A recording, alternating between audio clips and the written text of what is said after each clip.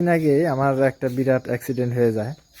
তো সেই অ্যাক্সিডেন্টে আসলে আমার নিজের পাশাপাশি গাড়ির অনেক ক্ষতি করে ফেলেছিলাম, সেই বিষয়গুলো আপনাদেরকে আজকে দেখাই। তো গাড়ির এই অংশটা পুরোদমে মানে ভেঙে যায়, ভেঙে গিয়ে এই সাইলেন্সারটা পুরোদমে আলাদা হয়ে যায়। তারপর হচ্ছে আপনার এই যে এই অংশটা ফেটে গেছে, এটা এখনও কোনো মেরামত করা হয়নি। তারপর সামনের অবস্থা দেখায় আপনাদেরকে, এই যে এখানে ছালছুল গেছে। তারপরে হেডলাইটটা পুরাটা ভেঙে গেছিলো, পরে এটা আবার চেঞ্জ করা হয়েছে।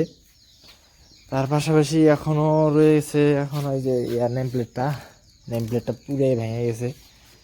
তারপর আপনার এই লুকিং গ্লাস এগুলা সব ফাইটে ফুটে গেছিলো।